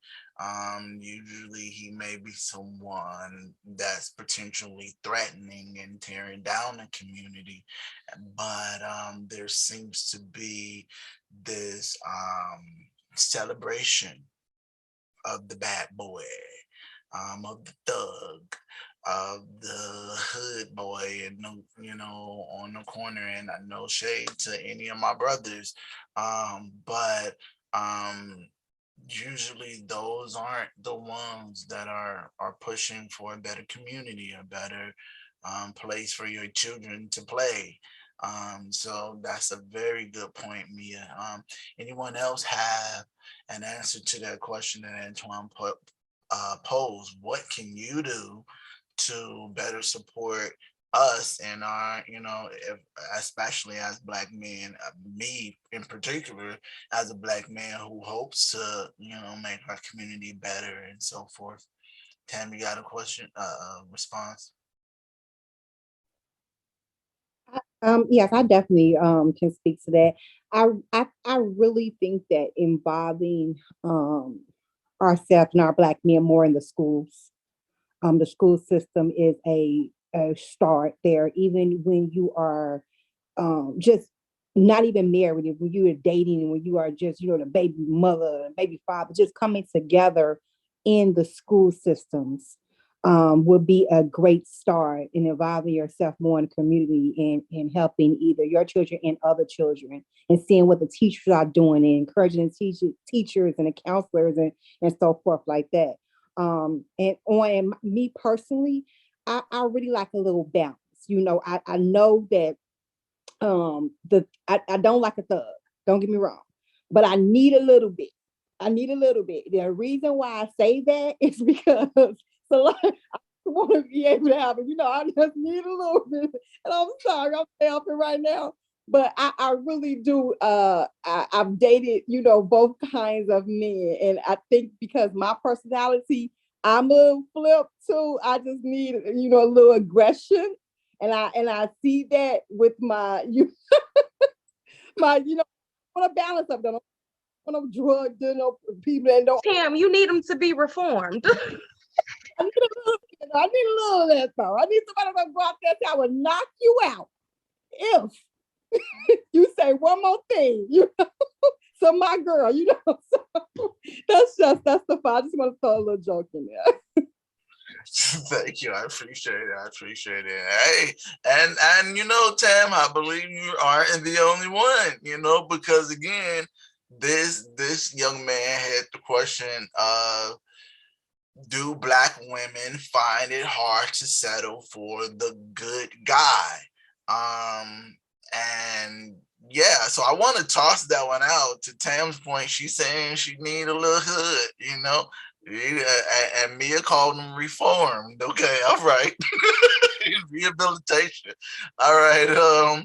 But that's a good question. And as someone who considers themselves on the good spectrum, of men, at least I hope to be, I want to know, like, why is it that it seems like Black women find it hard to settle for a good man at the same time as saying there aren't any good men out there? I just want to say, I don't think it's hard for Black women to settle for a good man. I just think that we just like a little bit of spice in our life every now and then. So we don't want nobody that's in the street. We definitely want somebody who can protect us. That's what it is. We just want to feel protected. Ultimately, at the end of the day, we, a lot of us have, you know, like protection issues, or some of us have grown up with our fathers and our fathers have protected us. So we just want to make sure that we are in the hands of someone who can protect us when it comes down to it. We don't want to be the ones who out there have to go forefront and fight, you know, like certain battles and things like that. But we do like good guys who are smart. You can do both. That's what it is. You can do both. You can turn it on and off. You know what I'm saying? Like, but we don't want you out here to be all wild and things like that. But when it comes down to protect me, yes, I want to be able to know that I can be protected and I'm not, you know, like just gonna be out here protecting myself, because that's not the role of a man. And for me, the role of a man is to be able to protect me, you know, and that's one of them. So if you can protect me, that's fine. I don't want no hood guy, because I don't want to be looking over my shoulders, and I don't want to have to worry about if you with everybody, you know, in the streets and things like that. I want somebody to be for me and only for me, and I'm for them. But are you going to be able to protect me at the end of the day? You know, and then we do have a little bit of spice in us. You know, we do like to, you know, get a little jab at the mouth, and then, you know, you tell us like, you know, chill, you know, like, yeah, everybody like to kind of get put in their place a little bit, not too much, you know, but yeah, we just like a little spice. We just want you to be able to protect us ultimately. And I would agree with Erica, because my mom always told me you're gonna have a strong man for him to be with you. And Greg is a nice man. He, you know, he's very mild and meek attitude. But it came a time in our relationship when he was like, wait a minute now, wait a minute. And I was like, oh, okay, it's like that, huh? Like, you ain't just gonna let me run you, huh? Okay. And we, you know, in all honesty, I like knowing that, like, oh, he ain't no pushover. And like to what Erica was saying is, you know, we don't want someone that can't, you know, go to bat. And Greg always say, you know, I might not win a fight, but the thing is, I put myself in the fight to fight for you. That's the mindset women want to know, is that they're going to stand up for us. They might not be the biggest person. They might not carry a gun, because, you know, he don't do those things. He don't run like that. But the thing is that I know that he will fight for me and give his life for me, because that's what he said, and that's what he's proven. And that's part of, I think, you know, what we say is the thug issue, you know what I'm saying? Like Erica said, we want someone to stand up and be accountable and say, I got to do what I got to do to protect my woman and to protect my family. And that's even a little sexy, ain't it, Miss D? That's yes, it is. Yes, you know what I'm saying? Yes. That you know, that gets you a little warm up under here. You know, see, and who said this? I think it was Tam earlier said, you know, needs change and viewpoints and stuff change over the years. You know, when I was 20 years old, I wanted them to be tall, you know, chiseled, you know, rocking with some stuff. You know what I'm saying? Those were the type of things that was important to me. You know, now you can't take your shirt off and think that you get ready to get some. You need to stimulate my mind. I need you to stimulate my mind. At the same time, I don't want you, you know, tossing no bodies or nothing in the street, but I do want you to be able to toss me in the bedroom. You feel what I'm saying?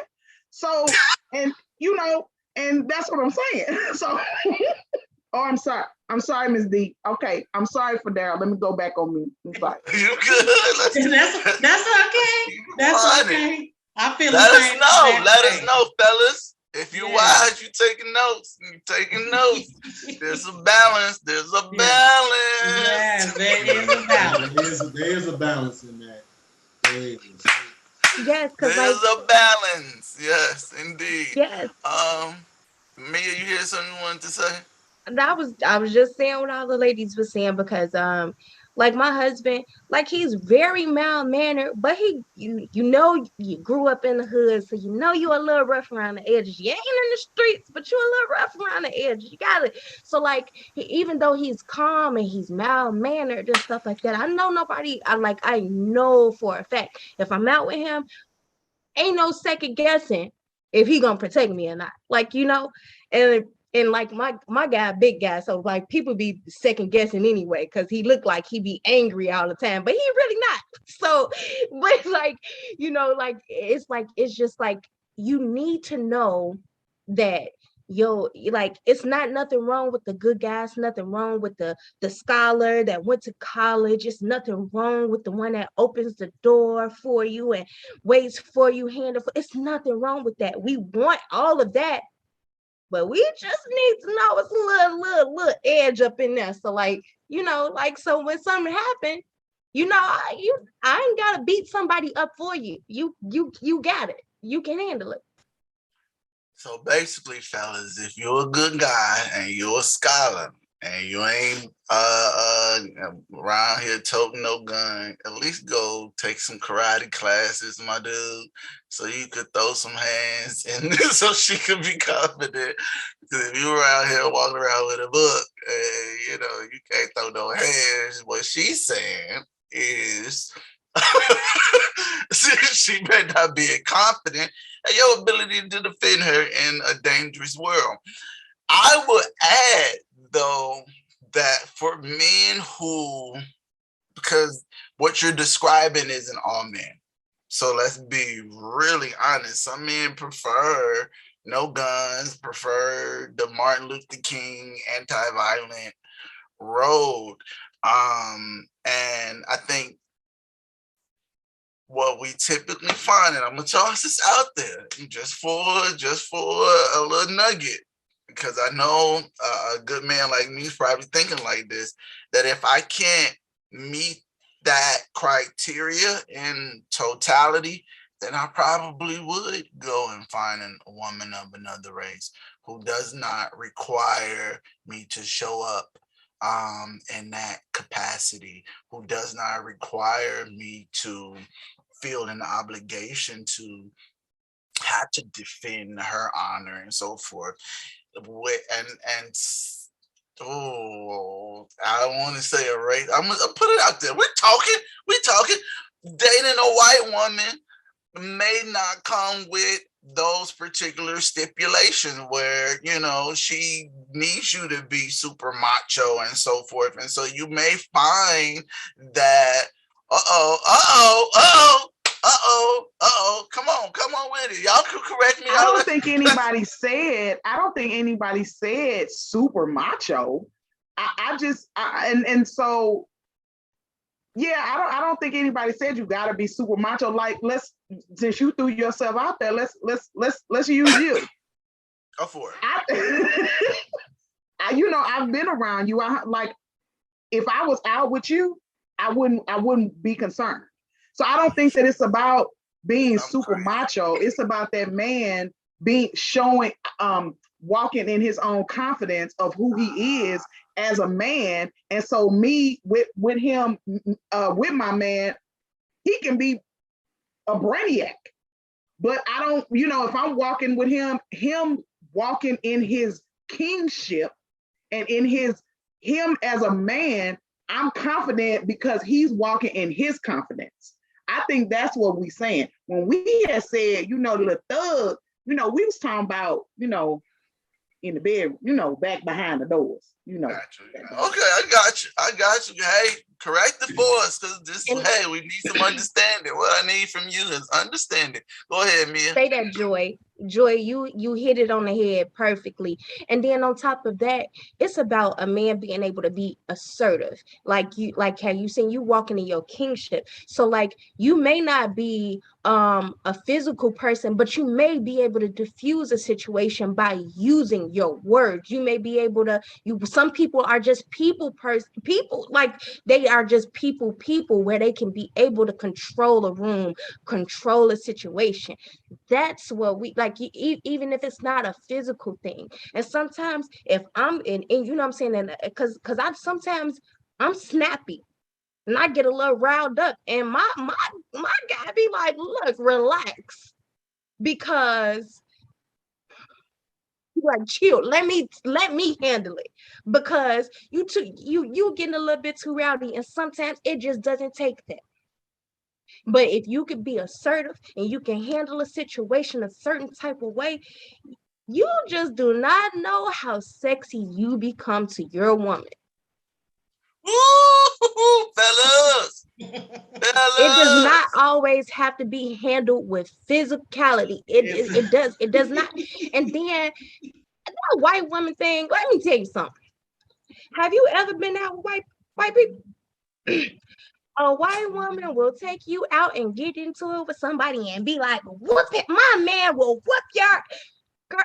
Look, look, y'all be thinking, men be thinking that they be on the better end of the spectrum when they got a different race, but they get you in the same stuff.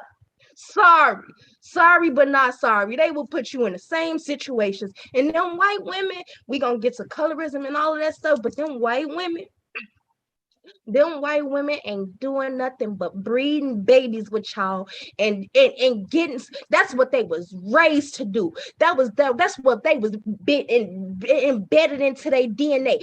Get the biggest one you can find that's physique, and you could turn into a football player, a basketball player, the one you can make some money off of, the one that you gonna divorce and take all of his money.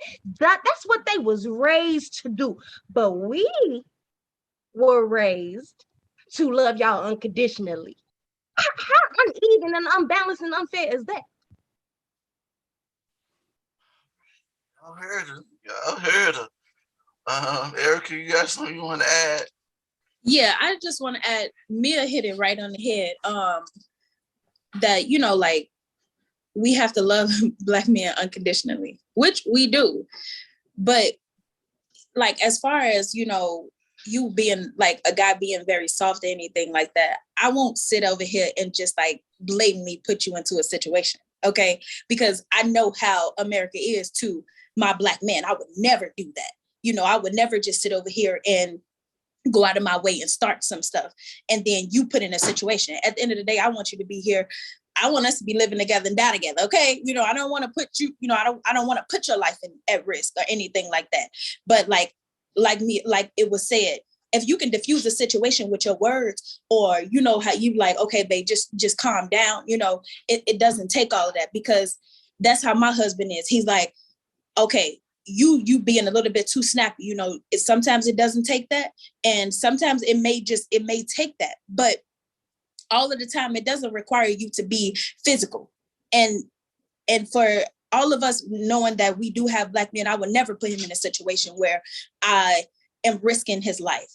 And that's what a lot of men, like, when they get with other women, like other women of privileged races, they do put them in situations like that. And then you got to think about it. So if you're Black and you're with a white woman, 9 times out of 10, they're still going to side with that white woman over you. You know what I'm saying? So they still got privilege at the end of the day. And I would never do that to my Black men. And I've seen instances where, you know, men are put in situations where it's because of the woman. And I would never do that. And for the men who cannot stand up for their wives, or, you know, physically, that doesn't make you less of a man. You know, you still are a man.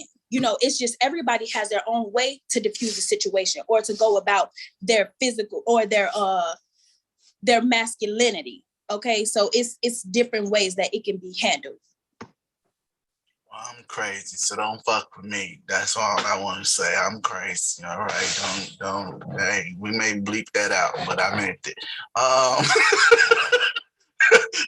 No Mama comment. Angie, you had something you wanted to say? Go ahead, Mama. Wow, I'm loving the conversation. I believe it was, I don't know, Joy said something. No, maybe it was Mia. It was somebody said that assertiveness. And so I just don't want its assertiveness to be confused with controlling, the male being controlled and controlling of the woman and controlling the mind of a woman. Because I don't want somebody watching to confuse the two, because it's a total difference. Nobody wants to be controlled. Nobody. The male doesn't, the woman doesn't. But being assertive and handling and taking the lead is what we're saying here. Being the man of the situation, being the head of the relationship. That's where this conversation is going. So that's all. Good point. Good point. And I think the point that Angie is raising, I want to kind of even push it home a little bit more, just because of the terms that were used. Being the head of a relationship does not mean that you are the one that is in control of the relationship. Being the head, from my perspective, and one of the ladies can definitely chime in, but being the head means that you assume a level of responsibility for the overall well-being of the relationship. You are someone where if there's an issue in the relationship, you as the head, you are someone trying to resolve it. You're someone that's conscious of the temperature of the relationship. You're aware, and willing to take the lead when necessary, and usually first to be willing to take the lead when necessary. And that is different from being the one that is in charge or in control. So I think that distinction, Angie, is very important. Thank you for raising that. Erica raised a point earlier, and I'm going to save the conversation for colorism for last, but I want to raise this question about upbringing and how parenting, whether your father is present and your mother is present or absent, can affect the Black woman in her esteem and her identity within the world, for good or for bad. So my question is, how deeply were you affected by the presence or absence of your father in your life as a Black woman? I'll approach that. I was affected. I had my father in my home. But the tripped out thing is that my mother allowed herself to be abused for years, physically abused for years, in order to say we had a 2-parent household. To say it, not to live it. So that was the difference. And it took me for when I got 16 for him to hit me. And I said, you might hit my mama, but you will never hit me. And by me making that choice allowed her and showed her that she didn't have to take the physical abuse anymore. And that was her green light to get out of an abusive marriage. And when I say she stayed there for years, they were married. They were together before I was born, like 3 years, and then got married at 3. They didn't even they weren't even separated until I was 16, going on 17.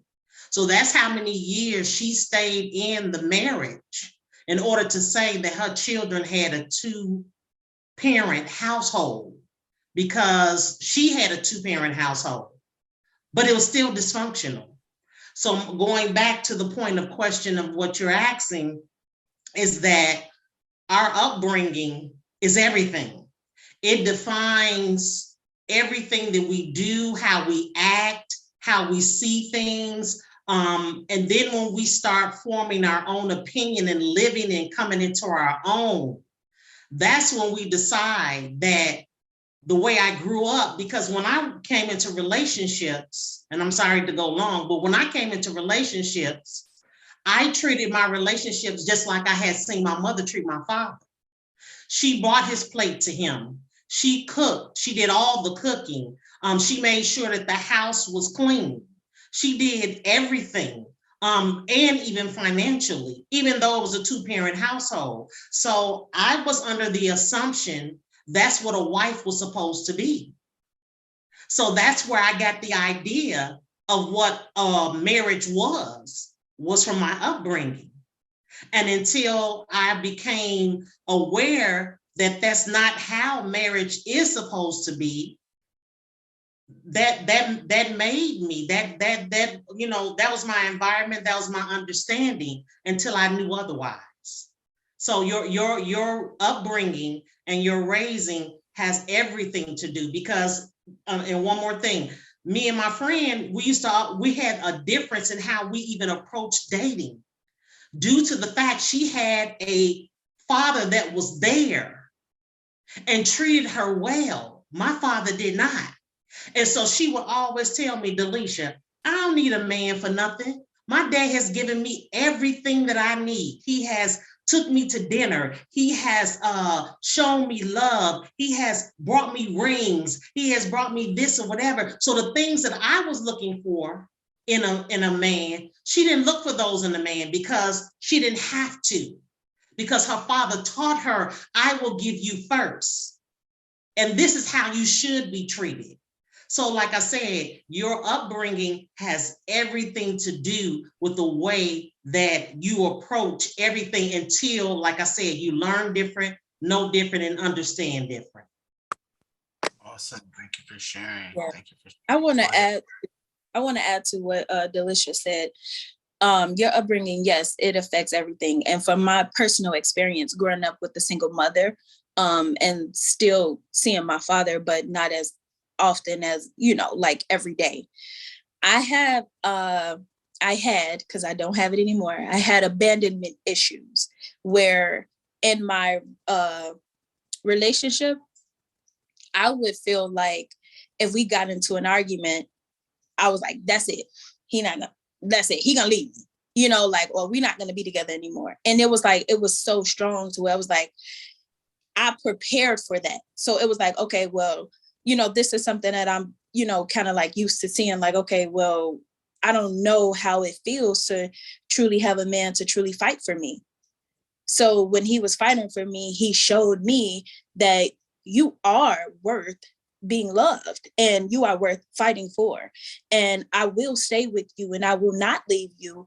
We are just going through a hard situation. And me being very dramatic, I was like, in my head, I'm like, okay, I know we broke up, you know, and, you know, he ain't gonna be with me no more, and things like that. And it was so strong because I would even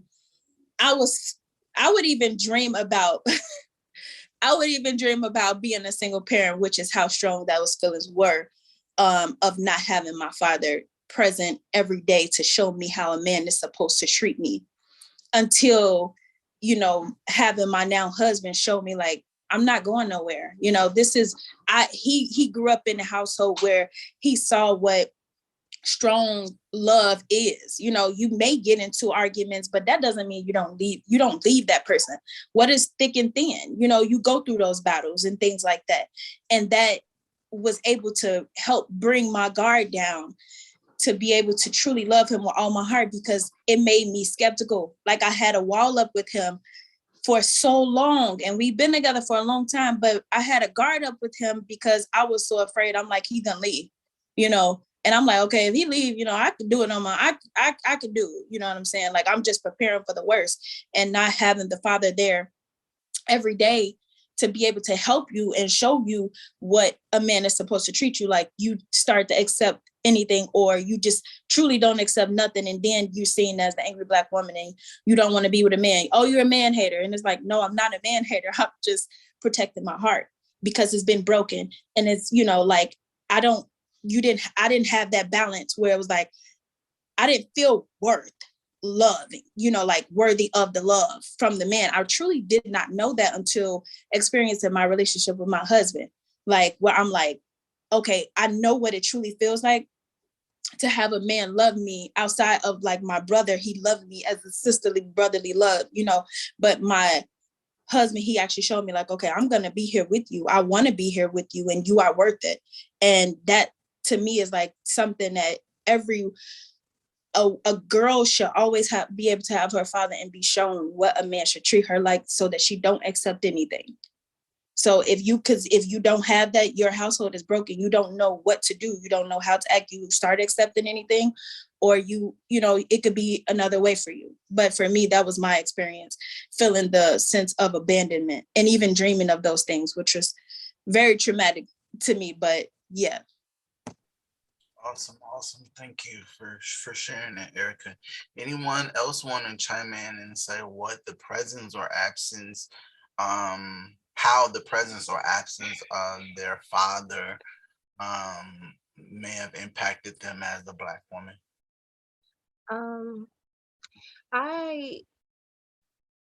It's funny because like I of course I grew up in a single mother household, and my mom always had someone, she had, and like she has long relationships. She doesn't even, like, regardless of how great or how bad, but I still grew up in a single mother household because I never had an example of, I didn't have my father there regularly, and then the men that the men that my mom dated, they weren't good examples of men. So like my father was always in and out of incarceration, starting other families, or whatever the case may be. And it's just like, okay, my mom suffered from a damaged relationship with her own father never being around. Like, I never even knew I had a grandfather until I was like 13, and he called the house one day looking for my mom, saying Happy Mother's Day. And I was like, I got a grandfather? Like, really? Like, and like, he'd been alive and in Chicago my whole life. And that just goes to her backstory, and not like now having grandfathers on either side, or a present father.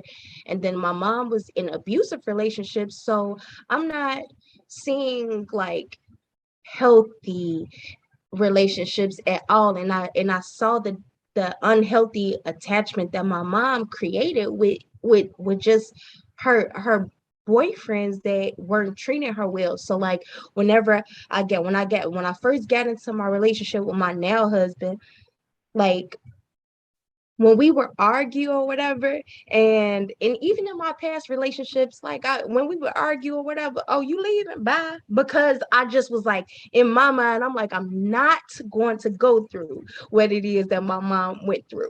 Like, I'm not going to do it to myself. Like, and now I'm like, my dad has gone, and I accepted that my dad is going to be in and out, or whatever the case may be. So, and I accepted the fact that my mom has been through whatever whatever it is that she's been through. So I'm like, no, I'm not going to do that to myself. But I'm just realizing that I'm creating this harder outer shell, that I'm like, okay, well, if you're not going to do right, or we going to argue, or we going to fight, well, bye, because I'm not going to deal with it. And that was just like, so when me and my fiance got together, me and my husband got together, he had the same issues where he saw women do wrong within his family, and he didn't have his dad. So we're both clashing, and we're clashing on different opposite ends of the spectrum, because we view things from a woman's perspective and a man's perspective, and we've been damaged from both sides. So like when we're coming together and we clashing, and then like I came and said, like, both of us has sat down and we discussed what it is that has damaged us, what it is that we need to work through. And we was like, okay, I care about you, I love you truly, and vice versa. We're not going to give up on each other. It was a conscious effort, because I always look for reassurance. If you didn't give me a reassurance off the back, I cut you off. If you're not going to be consistent, I cut you off, because I'm so used to inconsistency that I'm like, if you're not going to do exactly what it is that I need you to do and I want you to do, I'm cutting you off instantly. And I was like, when things don't go my way, when things didn't go my way, like with me and my husband, I had to remember to put forth the effort, and he did too.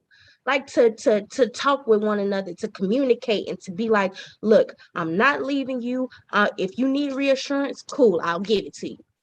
but like it's just it's psychological a warfare that you play with yourself, because you like, if my parents went through this and they didn't do this and they didn't do XYZ, why can I expect anybody else in the world to give me exactly what it is that I should have gotten from them?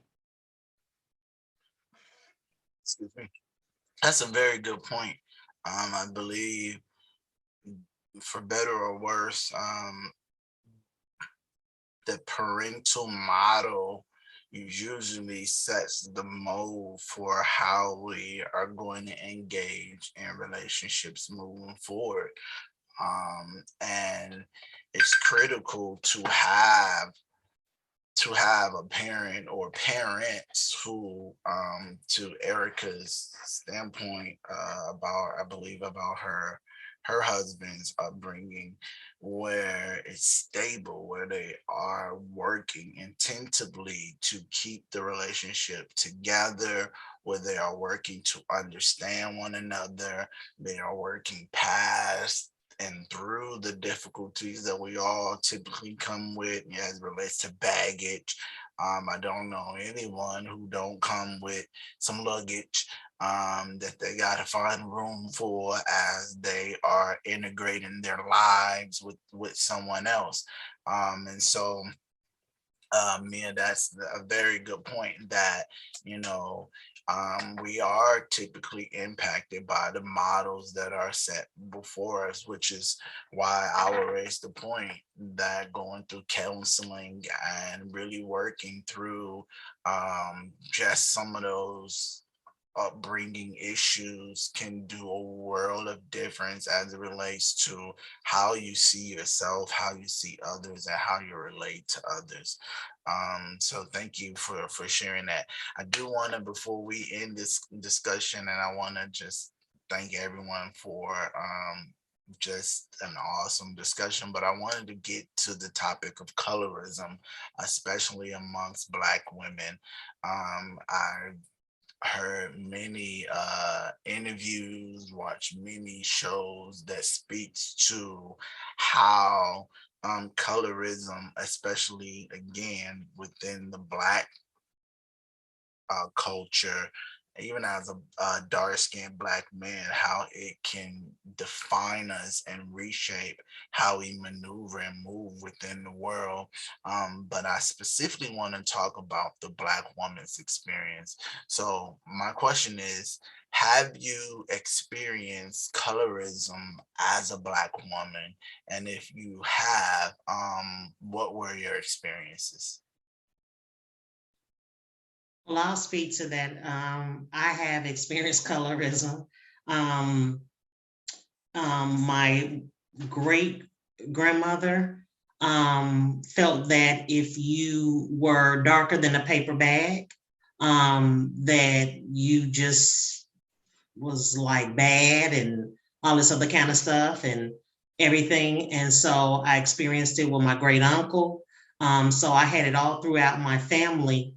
And my mother's generation and before, so 2 or 3 generations had colorism, and I've always experienced it for my own self, because I was, tripped on colorism because I was dark, and I didn't even find beauty in darkness, because when I was growing up, I would give or take the 80s, light was in, and you remember school days, so that depicted how I, came up as a teenager. Literally, you had the light girls and the dark girls, but the tripped out thing is once I became an adult and started branching off, I learned that it wasn't just the dark girl who had the problem. It was everybody who had the problem. And the light girls would tell you their horror stories. The dark girls would tell you that. Everybody in between Coco, but what I'm saying, all the colorations from the spectrum, from the lightest almost to white to the dark, like midnight blue. All of us have had colorism because it was created in slavery. And so we just continue to perpetuate it, and we continue to, it's there, and then social media has even magnified it even more. You know, and I'm not even a person on social media. My husband is, but the thing is that it just magnifies it so much more. And I pray all the time, especially like Mia was saying earlier, from 20 to 35. I pray for their security in themselves, their self-confidence, you know, and everything, because I know how hard it was for me. But it's, to me, in my opinion, it's 10 times harder for that generation, because it's just even worse, because in my generation, I'm 51, but we support each other. When we see somebody who got some, you know, that look nice and look beautiful or whatever, and it took me years to get there, don't get me wrong. It took me a minute to get there, to be like, hey, oh girl, you're beautiful, or them shoes is bad, or, you know, whatever the case may be. It took me time and energy to be around other women who were older than me, who didn't mind giving me a compliment. And when I was growing up, I had people in church who be like, oh, you look like a black China doll. And I didn't understand that. So in that statement alone is colorism. So it's there. It's there. And like Joe was saying earlier, even with our hair, that's, you know, preferenceism. That's not even a word, but preference. You know, the men say, oh, I want your hair to be, you know, down your back. And like, and when Antwan said, well, that's his preference. That took me forever to realize that men and women have preferences. And because if they don't prefer me, doesn't mean that I'm not beautiful. But I confused that for years. It took me forever to understand that a man or a woman's preference, their idea of what beauty or whatever it was, that's their preference and their opinion. And it's okay for them to like that and not like that. But that does not mean that because Antwan likes long hair and he met me on, you know, and we start talking and having a conversation, he'd be like, oh, you're a smart young lady. And I'd be like, well, you're a smart man. You know what I'm saying? But he wouldn't look at my hair. He wouldn't define me as that. But later on, he would say, but my preference is someone with longer hair. You know what I'm saying? And I want to have a conversation with her to see, you know, but again, it's his preference. It's not a slight against me. And it's not a rejection of me and who I am. So I think that we really don't know that part of it either. A lot of us don't know that dynamic. And I truly think that comes with maturity, and it comes with life, living life and understanding that someone's preference, not even in just our race, but period, someone's preference does not define you or make who you are. That's just their opinion of it. That's what they like or don't like. Just as I have a preference, okay? Ooh, Delisha, now that'll preach. That speaks to a level of maturity and self-confidence and esteem that I think we should all aspire to. And a level of understanding of the world and people, to understand that your preference, someone's preference, should not define you. It is just that, a preference. I think it's important to make the distinction between a preference and a prejudice, where you're not prejudiced against people who are different or who don't match your preference, and you find the value, you find the appreciation in the difference, and I don't like apples, but I have an appreciation for the fiber that they give me. You know what I'm saying? You find that appreciation, because I believe we all have intrinsic value, no matter whether you like dark, tall, skinny, whatever, and that intrinsic value merits that you're respected, merits that you're treated a certain way, regardless of what you showed up in this dimension looking like. Now that'll preach. But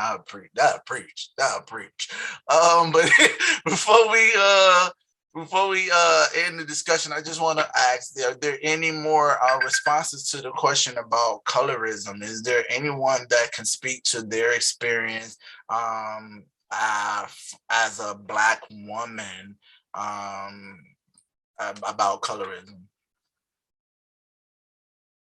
Go ahead, Mia. As a kid, like I used to get bullied and picked on, and I know it, like growing up, like I learned early, it's just from deflection. And like in my classroom, like I was one of the fewer lighter girls in my class, and like I wanted to make friends, like I'm saying, I'm used to being in the hospital all the time. So when I was at school, I wanted to be friends with everybody because I'm so used to being at the hospital. So when I'm in class, like I would get picked on, a girl clip my ponytail with some scissors. They would want to fight all the time. And I would just go home and I'll be like, my mom, like, they don't like me. And then when I realized like it's all of the darker skinned girls that don't like me, and a few other girls that were like my complexion or lighter. And I'm just like, and it was so crazy because all of the girls were pretty, like we were all, like everybody has something different to offer. And it was just like I got bullied and picked on because I was lighter and they thought I was softer and whatever, and I couldn't fight and stuff like that. So I would get bullied and picked on. And I remember as a kid, I would like my grandmother would always press my hair because I had really curly hair. You've seen my hair when I wanted in the fro. Like I have a really thick curly hair. So she would press it out all the time. And so like she's like, when I go over to her house and I'm wearing my fro, she's like, you came outside like that. Your man gonna leave you. Your hair ain't combed. It is combed. It's not combed to your liking. But like when I got old enough to do my own hair, I stopped getting presses. I stopped getting perms. I let my hair grow out. And I just learned to encourage my curls. I just let them be like, just to embrace exactly who I am, because I've watched my granny be a colorist. And like, it's so funny because her father is the darkest man I've ever seen in my life, and he is beautiful. Like my great grandfather, he's so handsome, and like he's just like a smudge lighter than like like maybe like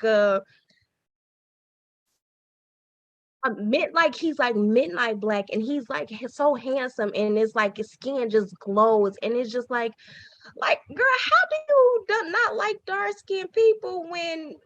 And my brother was like, I'm gonna keep my girls away from granny for a little while because my nieces are a little darker, you know what I'm saying? So he like, and I was like, I was telling my brother, like, the moment that she says something to you about the girls and their appearance or their skin color, you correct her, and you do not allow her to sit in that ignorance.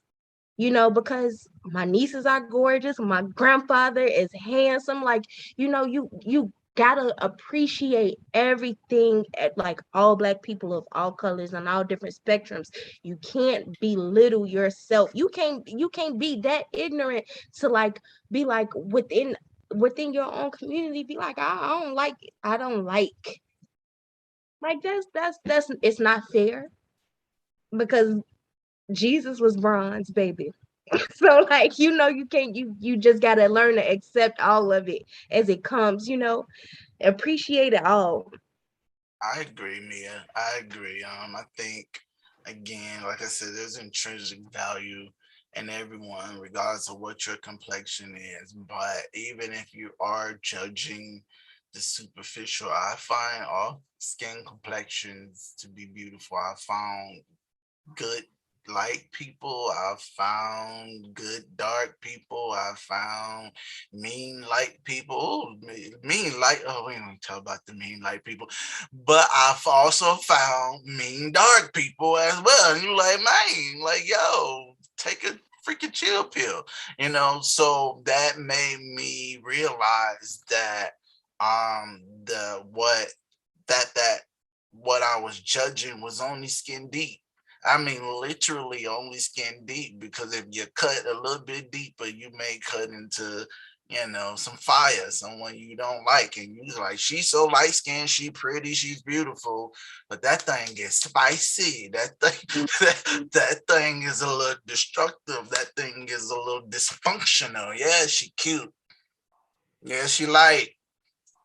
But that's like got some toxicness in there, you know, and same thing with dark skin. So just judging a person by their character, by their behavior, is a definitely a more safer rubric to measure other people by. That skin complexion stuff is really something that we learned from our Eurocentric forefathers, that I really wish that we would do away with. As a darker man, I would tell you, I'm saying this, shut up. I've seen it. I've seen how I would get looked over like I was chopped liver for somebody, you know, 12 shades of yellow, you know, and it was like, well, wait a minute, you know, I've been working hard for your attention just for, you know, somebody else to walk in bright yellow and, you know, you're wooed and smitten. And again, I get the preference, but I also understand that some of that is rooted in a prejudice. So I definitely encourage us as Black people to monitor that and be mindful of that, especially as we relate to others. But with that said, I know we went over the time limit, but this has definitely been one for the books. Y'all see my hoodie, yo, I'm on shameless plug. You can find this hoodie at Federo Online Store. I designed it myself. Yo, check it out, check it out, check it out, check it out. FederoOnlineStore.com. You can also go to FederoOnline.com to see all the other merch we got. But I want to say special thanks to my special guests. You guys were amazing today. Special thanks to the fellas who stuck in and just to hear the ladies' opinions. Special thanks to Antwan and Greg, and all of the fellas who sent in questions to be asked for these beautiful panels of ladies. With that said, I definitely want to say, fellas, definitely draw closer to the Black woman in your life. If you know a Black woman as a friend, as a mother, a sister, a lover, hug her, make her feel special, let her know that she's valued. And to someone's point, I believe it was raised on this panel, you will find that underneath what may appear to be a tough exterior, you'll find someone very sensitive, very nurturing, very caring, and willing to go to hell and high water for you. Usually a Black woman will go the length, especially if you have proven yourself to be worthy and deserving of her love. So prove yourself to be worthy and deserving of a Black woman's love today. All right, with that said, I want to thank you guys for watching and thank my special guests, and I'll be seeing you. Oh, I definitely want to say, make sure you watch next week's episode, which we're gonna do the reverse. Hopefully I can invite these special guests to be back, but we're gonna do the reverse and we allow the Black men to speak their piece and give their perspective, and the Black women to ask the questions, anything that they may want to ask. With that said, y'all be blessed, and I will see you guys next week. None of the panelists hang up yet, but with that said, I'm signing off. All right. I'm gonna stop the recording. Thank you for having me. Bye, everyone. Don't hang up yet. Don't hang up yet. Don't hang up.